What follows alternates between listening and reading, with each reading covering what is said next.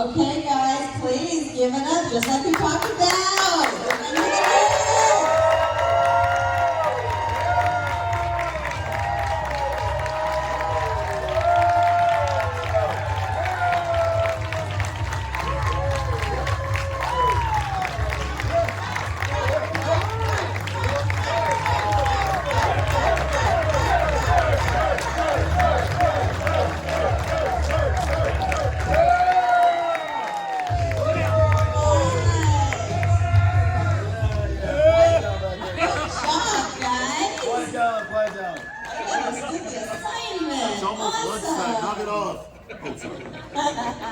Behave, Donald. I'm trying to.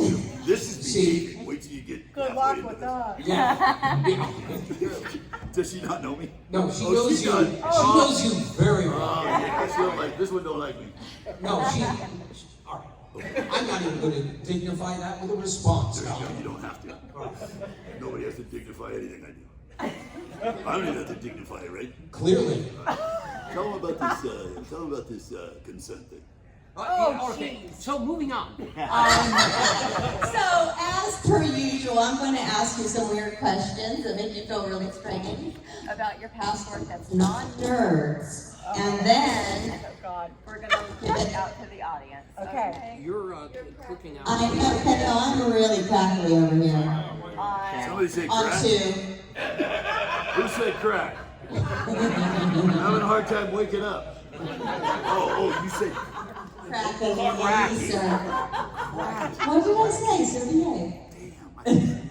I got a little excited there. Is that The sooner you powdery let stuff? me do my job, the sooner you can go get lunch.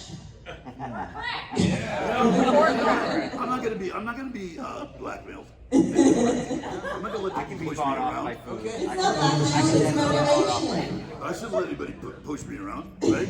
I should be a man, stand up and say, no, I'm not doing that. Yeah, but no, right now you're doing something you're supposed to do. Oh, okay. So you should Just be crack nice. is only the old shown up. Sorry. Sorry, They girl. were hoping to have a chance to hear you insult them, and you've done that. I'll pee on him this time. Yeah. Oh, God. No. All right, never That's mind. against the law. Don. All right. Yeah, we don't want to go to jail. He likes to keep it fresh. Ew.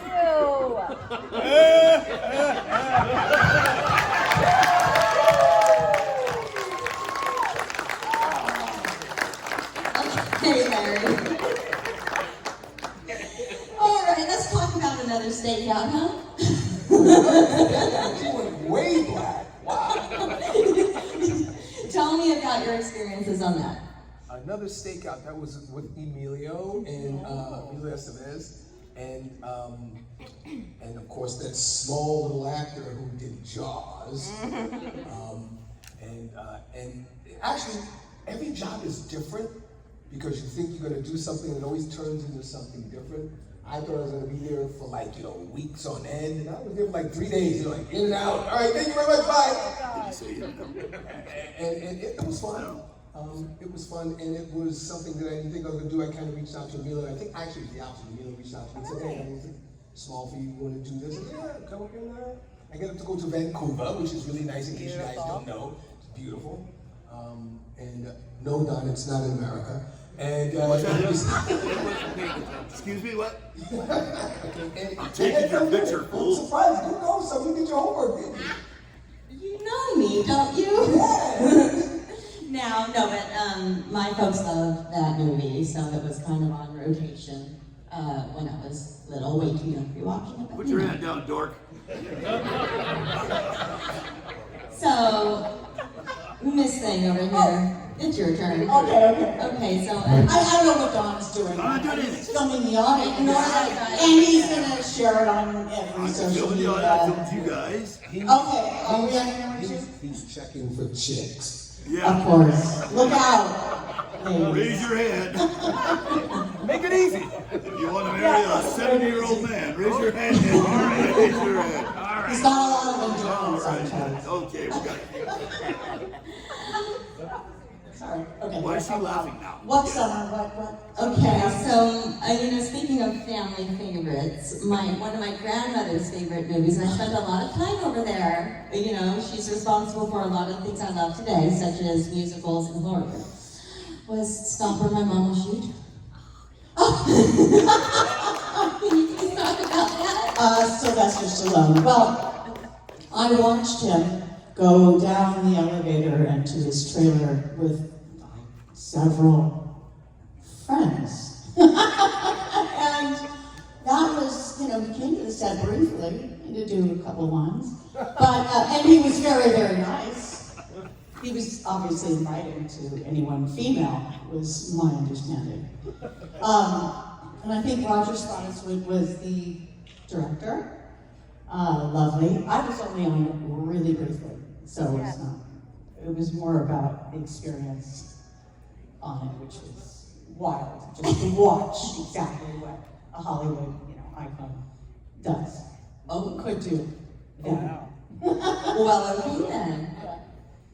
Mr. Carradine, one of my childhood favorites was Fairy Tale Theater, and you played Aladdin. Oh my God. Yes, I did. How was it playing the handsome, dashing Aladdin? Oh, it was good for me. Oh. Well, the thing is, I was working with the recently late James Earl Jones, Leonard Nimoy, and Valerie Bergman.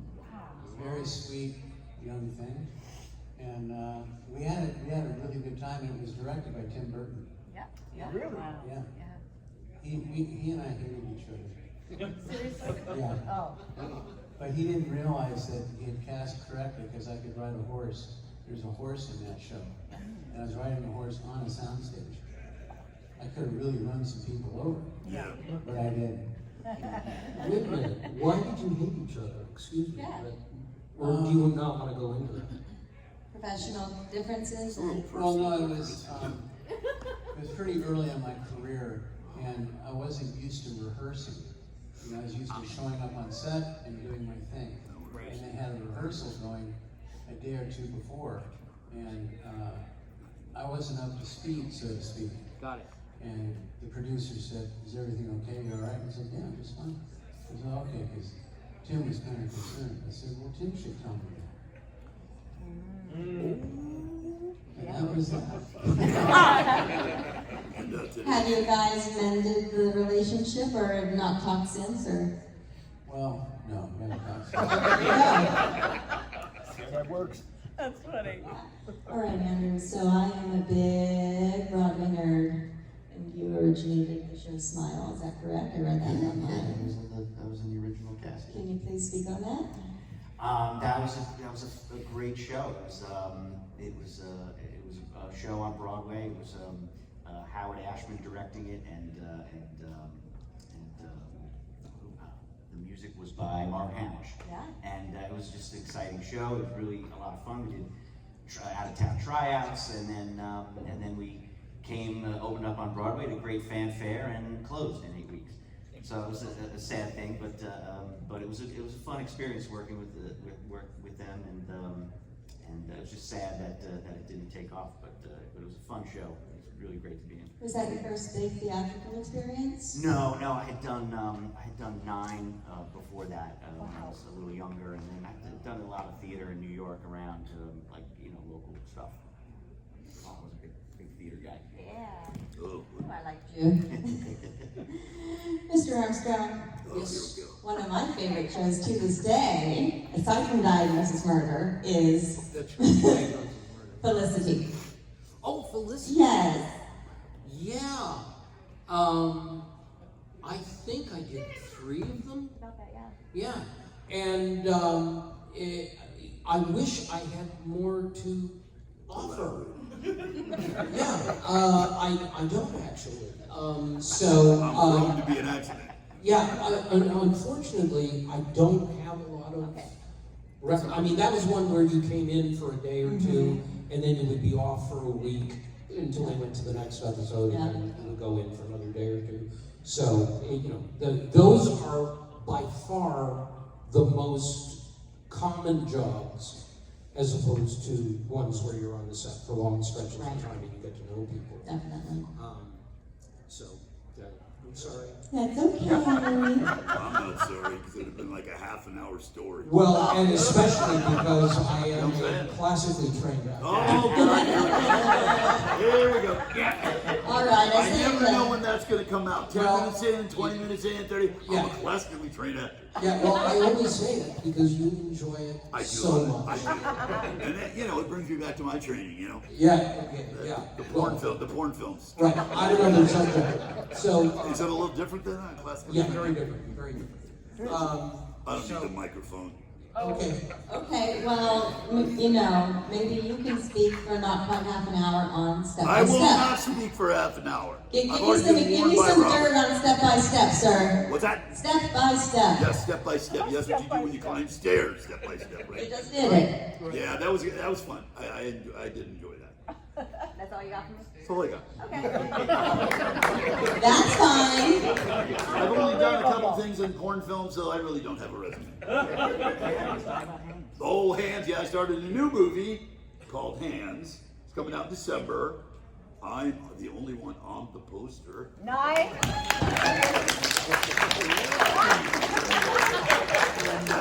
And even though I wasn't a classically trained actor, ask Curtis if he's been on a poster for a movie by himself. I have not. Okay, I'll see you guys. I just want to add, first off, that Don, if you were to splice together all of the interruptions that we've had from him since we started this, you're already well into half an hour.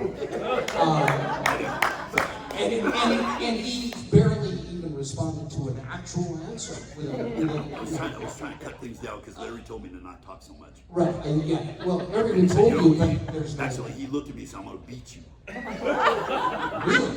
That doesn't sound like Larry to me. No, it sounded like Larry to me. Okay. Get a little nervous. Okay, but anyway, we're so we can move on. Yeah, let's move on. Okay. One more question for you, Don. 'Cause Huh? I was ready for you to give me a snarky short answer. I would never do that. So, There's no such lexicon in my lexicon about snarky. What did I say? Well, no, it's a big word. But Was that the wrong take? It's a big word used I don't even know what it incorrectly. means. I don't know. But I throw him out there because Curtis goes, whoa, Don, good. Yeah. You know, his education was... I'm getting there. University of New Mexico, baby.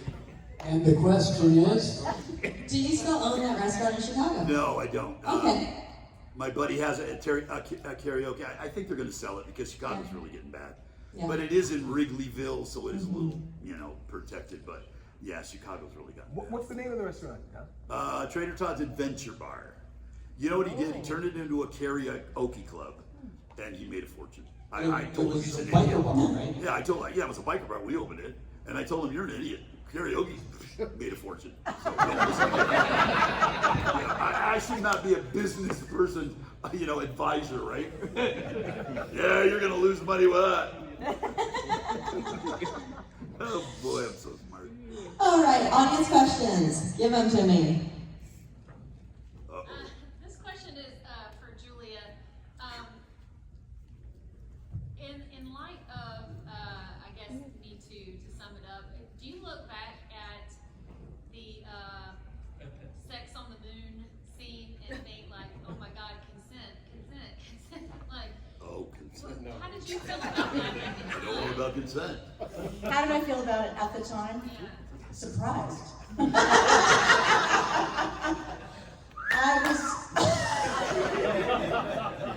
I was saying just the other day to Curtis, I think my lesson is don't ever have sex with someone in a face mask. Take it off. Don't take it off. That should be on a poster. Don't have sex with a man. But I don't know. skills are important. Skills win over everything.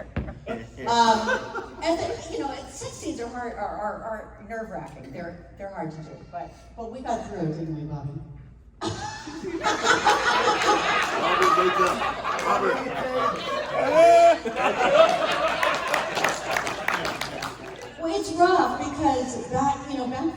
that wasn't so outrageous in a way. It was certainly a surprise, but it wasn't so outrageous as it is now. So now it's like jail.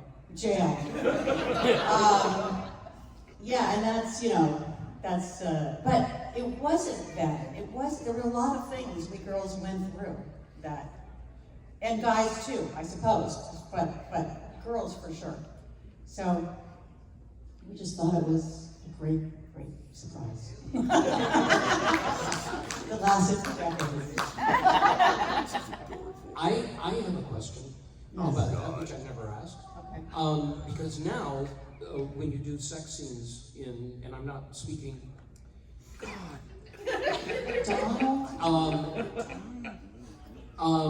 they have an intimacy coordinator. So explain to them what that means. Well, yeah, so an intimacy coordinator, if you're doing a scene with sex, they have someone who's on the set, and when they close down the set and make it just the director and the intimacy coordinator and the actors, and they go through everything that's in the scene, and the intimacy coordinator. So it's basically like this: show me everything you're going to do. Basically, they're there to make the actors feel comfortable, so that they're not asked to do something that's outrageous. But at the time we were shooting. Sorry. Donald, turn You off. could turn it off. I didn't know people were gonna call me. I don't have any friends. I know.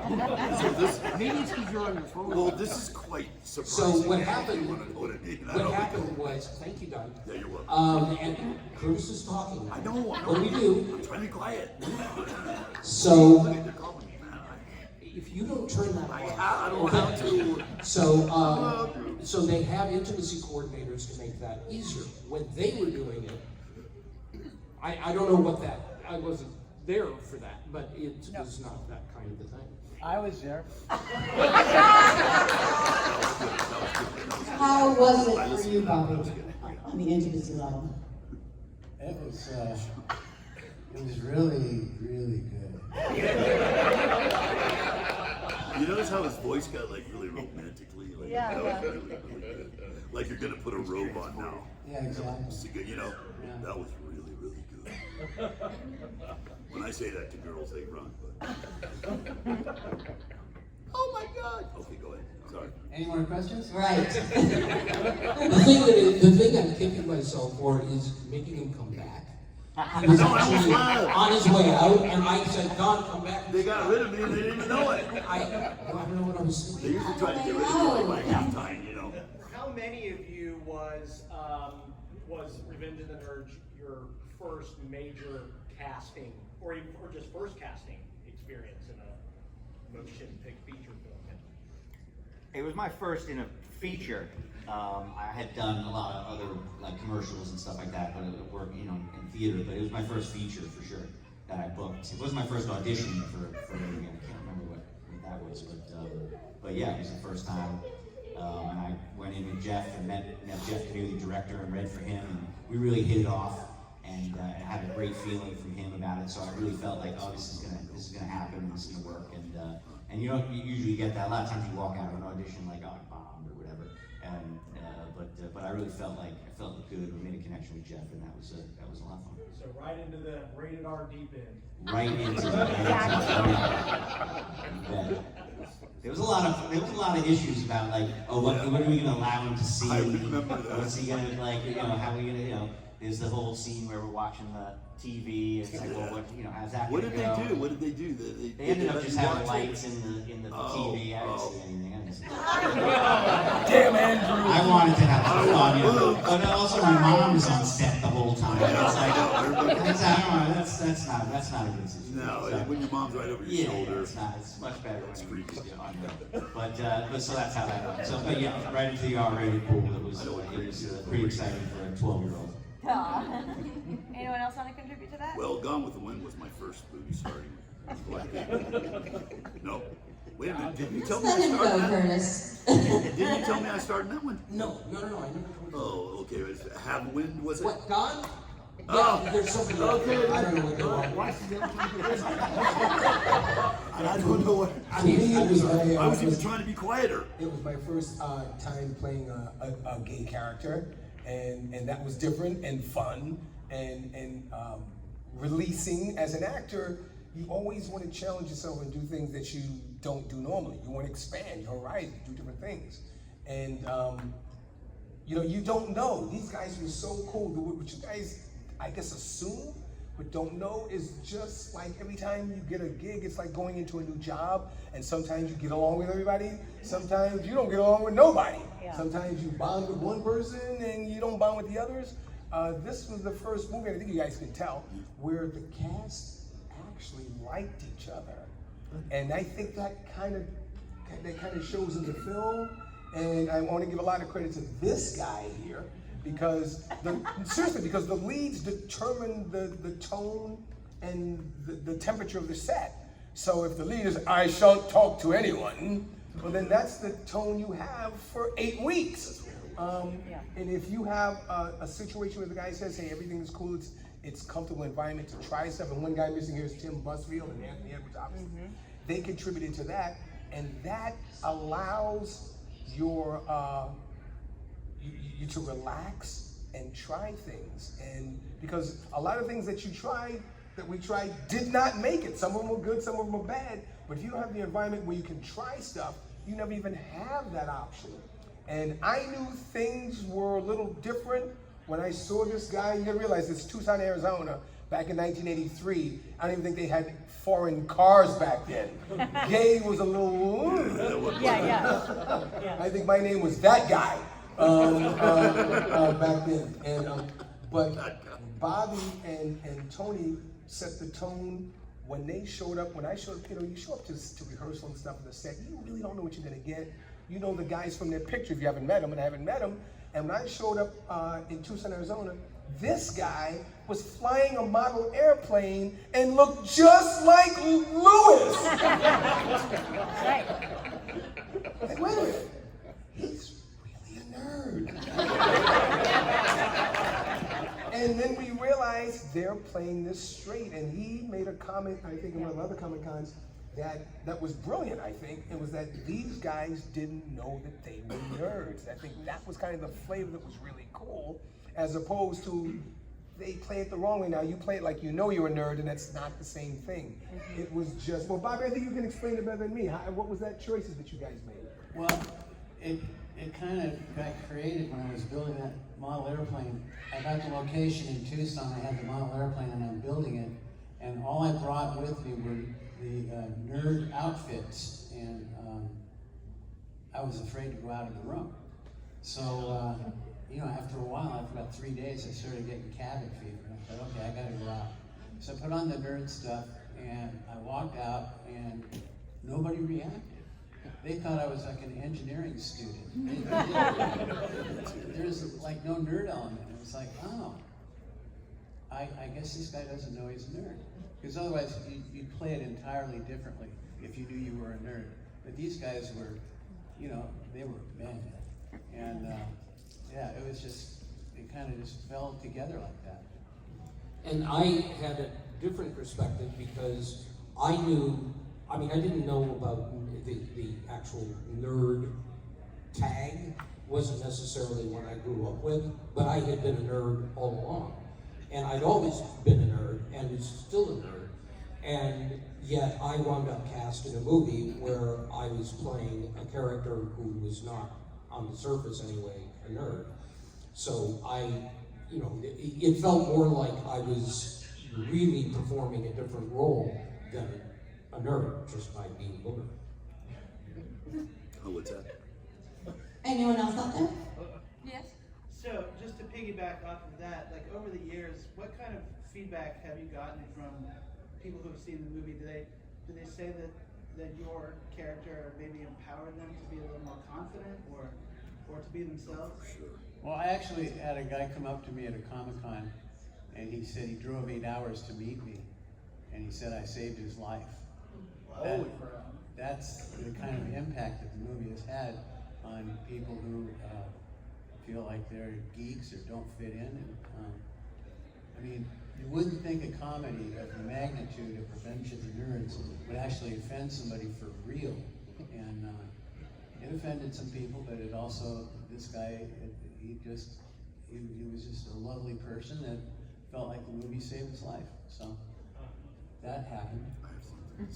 It's happened a couple of times where, literally a couple of times, I've had people tell me, sometimes, this sounds crazy, but crying, that they were with their father when their father was ill and dying, and Revenge of the Nerds was his favorite movie, and they would just watch it over and over and over and over.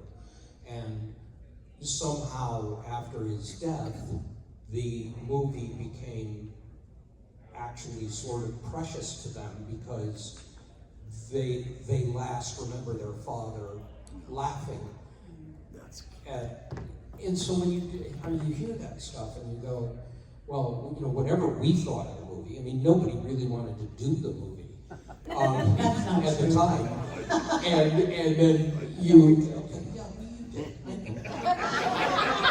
have you been paying enough attention to it? All right. So that when you then look back on it and realize the effect that it's having on people you don't even know, it gives me a special love of it.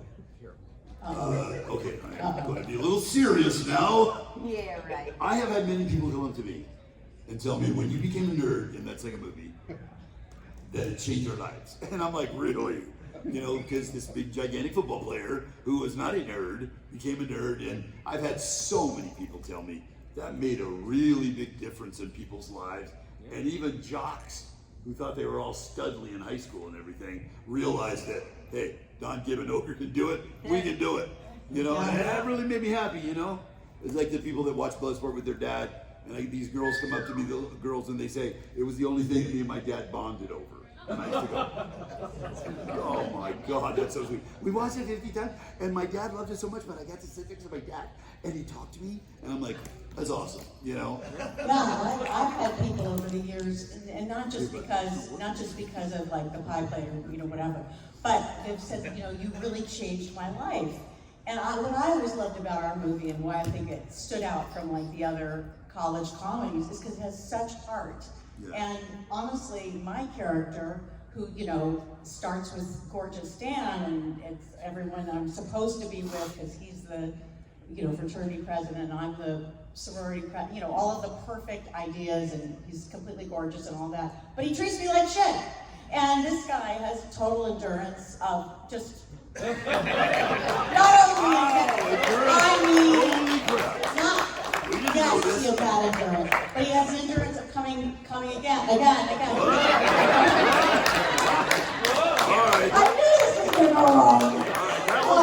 But I mean, seriously, people have come up in tears and said, you changed my life. Like that it was possible that like the so-called, it girl or whatever would then fall in love with a nerd. And like that is the truth of life. Like you hopefully fall in love with someone who really cares about you, not just the sex, and adores you. And I don't know, I loved being in this movie. I disagree with whatever they say. I was excited to be in this movie, and I loved my transition, and so, yeah, it's been beautiful.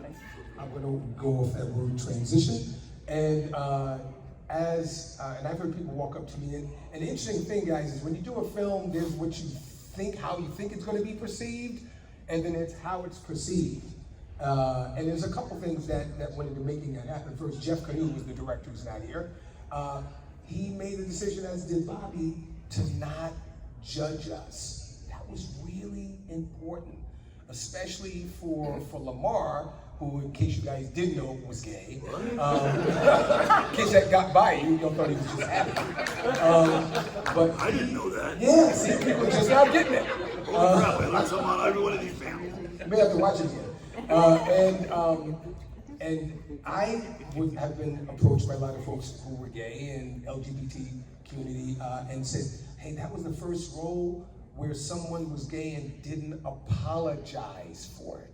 And that was really important. And you don't think about that at the time, but I remember a small thing, and I call them nuggets, a little nugget, was that I had a boyfriend. And I remember they were looking around, they're like, we're looking for a black boyfriend. We need somebody you like to show me. I said, no. I said, let the guy be white. And they were like, why? I said, because then that makes it universal. Because if it's just a black guy, then you can say, oh, just black people are gay. And then I said, no, I said everybody's gay. And those little tiny things that you add, those little elements, people don't see, but they feel it and they know it, and it makes it okay. And the movie made it okay to be you. That's what the movie made it okay. And differences are okay. They're also kind of sometimes a little weird, but differences are okay. Tell them about your boyfriend. My who? I mean, not your boyfriend. He's not gay, Curtis. No. I know. No, Lamar's boyfriend. Lamar's boyfriend happened to be the set designer. Really? At the time, who was actually gay, and he was really afraid to come up on to do the role with me. And I was like, no, man, come on, we'll just dance, put on some music, we'll dance. Once he started dancing, he was in. Oh my God. Yeah, but Lance was his name. That's hilarious. And to me, that was really important to let him know to him that it was okay. Because back then in the 80s, you kind of had to, when you were gay, you kind of had to get behind the chair and say, my voice is just different. Right. But, Right. And it's 20 years later, a little bit more than that, and we take for granted what that time was then. And one of the reasons you can't make that movie now is because things are different now. Politically correct, talking about the scene between him but you can't do that now. Now you gotta have an intimacy coordinator who would have cut out everything that you guys did just about. And it would have turned into, paint by numbers. And, Yeah, exactly. That's kind of the downside of it. Yeah, and she also said something interesting. She made it okay to like somebody who wasn't in your class. Right. In my class, that's correct. And that is really cool. And it shows go ahead. And also that, even Betty or Betty's or whatever, also feel like nerds. Like there's definitely parts of Betty that weren't able to be acknowledged, like things and worries that I have and that everyone has, and that everyone has got pieces of them that are a nerd, so to speak, and that it's important to have someone, to be embraced by everybody, for everyone to embrace our parts. Bobby, did you see that when you first read the script? I'm just curious, did you see what we're talking about right now? Did you see that when you read the script? No. His honesty. No, it developed. It developed on the set. I mean, leading up to shooting the film, we would get together as a cast and read through the script in front of the writers and try to inject some life into the film. Because the original script was not the movie at all. I don't think. And Not at all. the movie grew out of the parts, the cast. Everybody brought something to the table, and it gelled. That was the having this particular cast with that director and those writers, that team of writers. It was just, and the producers also who allowed all of this to happen. It would never have turned out the way that in a meaningful way, the way it has, if it hadn't been for that perfect mix. So, I'm skipped this question, listening to y'all talk about this, and it's kind of all along this topic of conversation. Crossing racial lines. There's a black fraternity that comes along and takes you under their wing, and that's lambda, lambda, lambda. Comment on that as being something that might have maybe not been taboo, and certainly not something that was maybe intentional, but ended up coming out being that, hey, kind of an integration type of. Well, that's one of my favorite elements in this movie is that we are in fact a black fraternity. It's so cool. It is cool. It's And so at the end funny. of the film, when the coach is going to beat up the dean, and UN Jefferson says, "Hold it, coach," and the camera pans up this line of football players, all of them black, all of them big and badass, and it's just like, it's so cool because it's out of the blue, because you've kind of forgotten that we're a black fraternity. So I really dug that. Yeah, speaking on that, so Bernie Casey, Yes. Yeah, he was UN Jefferson. Yes. Yeah. So was he as intimidating in real life as he comes off on the screen? No, he wasn't. He was a sweetheart. He's such a nice guy. Yeah, he was really a nice person. I love Bernie. I mean, he's always great. He's a really nice guy on the set too. He's a really nice man. Awesome. Do you have any stories you want to share about him? Who? Anyone, but I was looking at you. No, I mean, I really enjoyed his company. I really did. 'Cause I had never met him before, and we had lunch a lot. And even though he was on the nerd side, we were they used to make me somewhere else. Yeah, and Bernie, I always Nice guy. remember Bernie saying to me as we were doing the party scene, he was like, "Larry B. Scott, you're such a good actor. This is all they're gonna remember you from."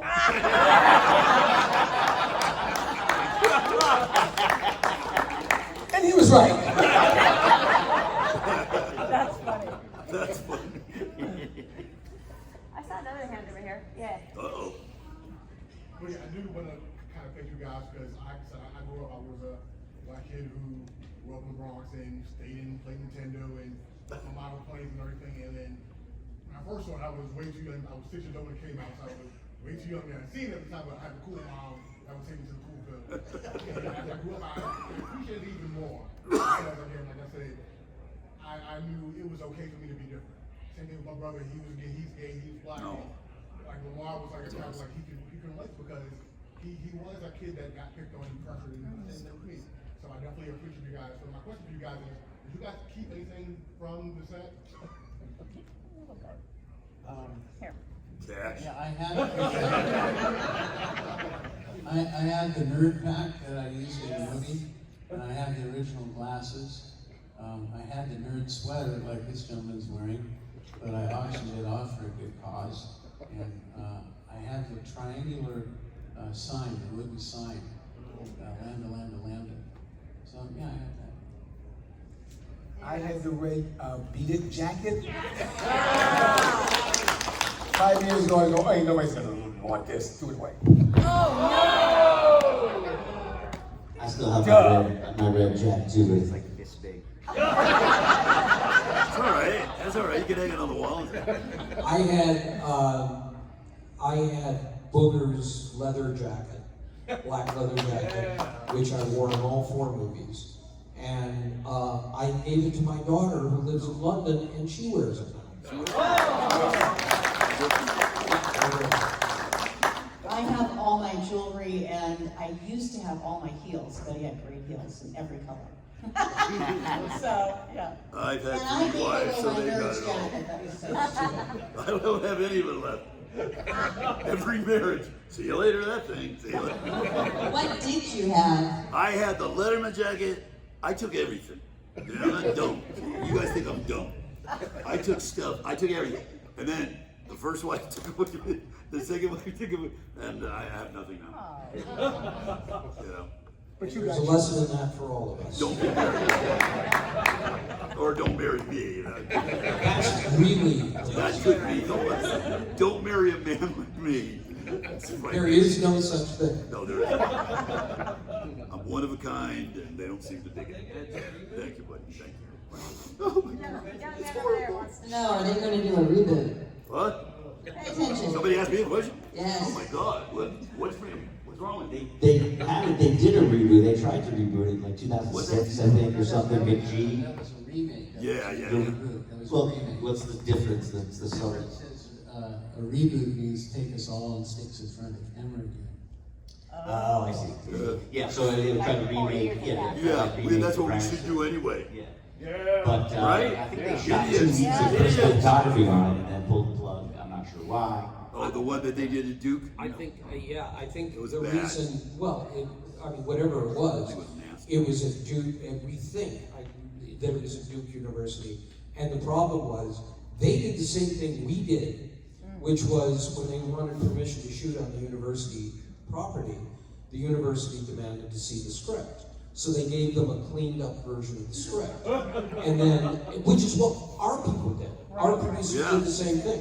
They gave them a Revenge of the Nerds script with all the really explicit stuff out. And so what happened with the remake is they they found out in the middle of 2 weeks in, they found out what was really going on and pulled the plug. It was actually here at Scott College in Atlanta. It was here? Oh, wow. It's an all-girls school, so once they found out, It was here? Yeah, it was here. Oh, wow. Really? Oh, okay.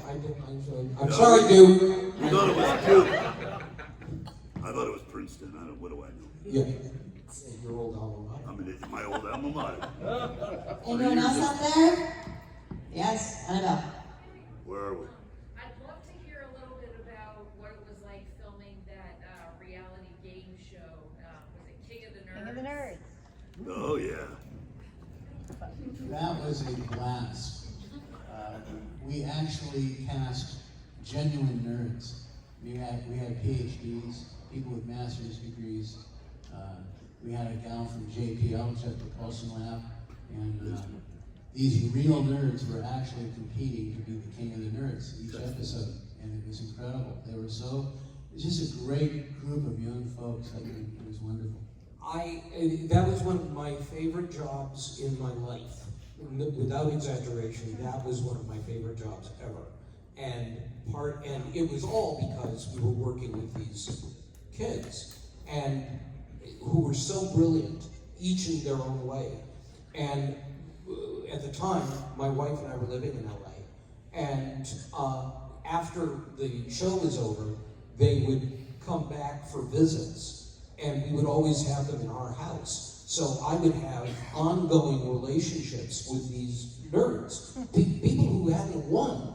You know, some of them, we've moved back to New York. We've already had 2 of them stay with us in New York this summer. So after all these years, we're still in touch with a lot of the nerds from that show. And they've got kids, you know, one of them, Lily, long blonde-haired Lily, she got married this spring and asked me to do the ceremony. So we flew out to Oregon, where she was living at the time, and I got to marry Lily, her boyfriend. So it meant there were a lot of connections there. I saw someone else over here. Yes. The talent show scene. Oh, yeah. Please. Talent show. Talent show. The question? What do you want to know about the talent show? I'll first, I think I'll go before we get to the obvious. I think a thing you might be interested in is tell them what it originally started out with. How it originally started out. The talent show scene. Oh, you mean my thing? Yeah. Oh, it's why I'm dressed up as Elvis, which is not explained. I'm in this Elvis outfit and white jumpsuit. And the reason I'm in, this is what the question is, right? So the reason I'm in that is because in the original shot lineup, Booger was supposed to lip sync Elvis's version of America the Beautiful or something. I mean, one of those things. There was no reason for it, but that was part of the talent show. So they got me dressed up in this ridiculous, jumpsuit. And then when we shot in the middle of the night, we shot all the nerd rap stuff first. And then I was supposed to do mine. And the director and producer came to me and said, they had given me my first, in the hotel room, my first VHS player with a tape of Elvis Presley singing so I could practice in my room. So I'd been working on this for weeks so it would be perfect Elvis. And then they came up to me, it's like 4 in the morning, and said, listen, we're not probably going to use the Elvis thing in the movie, but I know you worked really hard on it, so if you want to do it anyway, we will. No, that's cool, we're fine. So that was all I knew from him. Yeah, so everybody had a different bit, and it all got condensed or changed as things do when you're shooting. And I got to work with Andrew at the time. But you guys may or may not know when you're younger than 18, you're not on the set all day. You're in school most of the time. And then whatever time is left, they try to manage it so that you can come be on the set. So after the time, after he was out of school, Andrew would come over and I got to work out with the coordinator, the dance coordinator, or choreographer, sorry, the bit for our nerds. And Jeff and I kind of collaborated on the initial rap, and I looked at it and went, okay, we're not gonna use this and that. He said, well, that's most of it. I didn't, yeah. And then I kind of said, let me just kind of have a shot at it. And then you see what ended up with it. The other interesting thing is that what people don't know is it was freezing. Yeah, that's right. It was Arizona, and if you know anything about the desert, at night it's cold. And so it was like 45 degrees at like 2 in the morning when we shot that. Of course, you can't see it because you can't feel the temperature. But we had no clue that it was gonna be as big as it was back then. Once again, kind of remember time, rap wasn't even really a thing. It was just kind of making its thing. And gay rap had definitely not hit the scene back then. So I thought it would be just interesting and fun to do. And this guy, Jake, he learned how to moonwalk and do all that. And I was really, Oh my God. And it turned into clap your hands, everybody. Everybody, clap your hands. We're Lambda, and Omega Boom. And we come here on stage tonight to do a show for you. We got Poindexter on the violin, and Louis and Joe will be joining in. We got Booger Presley on the mean guitar, and a rap by little old me. But what? We got Takashi on the gun, the boys in the booth are coming along. And just when you thought you seen it all, along comes the Lambda 4 foot tall. So let me come on out here on the stage. Pray.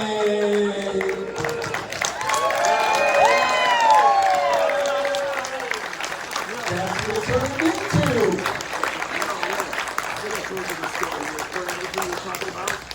Remember, you know, we were supposed to do this dance scene, right? And this poor thing goes, I told her, I said, man, I cannot dance. She goes, I have been able to teach everybody in Hollywood. And I'm like, uh-oh, me, right? So finally she just said to me, she goes, we'll just shuffle back and forth. And I told her, I just ruined your reputation, lady. We'll just shuffle back and forth. That was good for me. You broke her perfect record. Not that poor thing. Oh, She was so man. frustrated. She's like, Oh. this guy's a basketball player and he can't dance. That's funny. Like I couldn't do it. You know? Was that supposed to be in when you were dressed up as cheerleaders? Yeah, remember that whole thing? Of course, Oh, I love that. Honey, she had this thing so choreographed, you know, and I kept on, she kept going down, left, right, and I'm like, all right, I'm trying.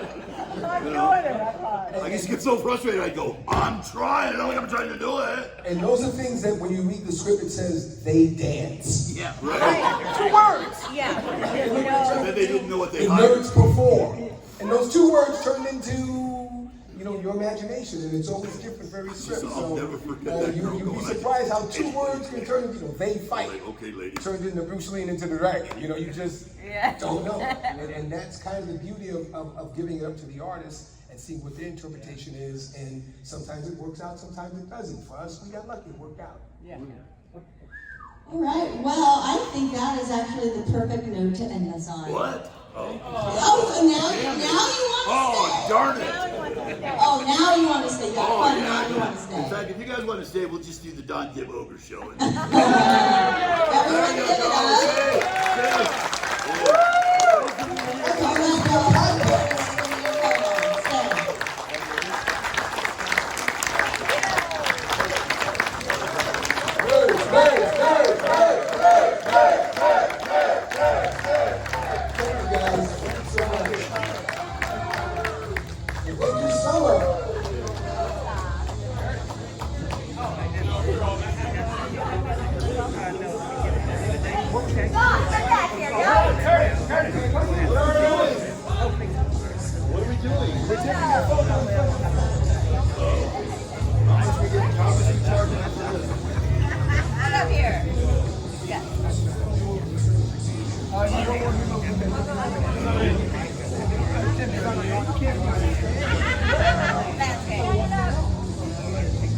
Take a picture, man.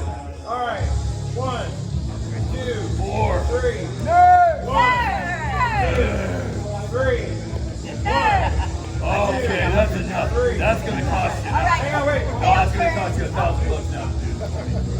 take one or two, and I was done.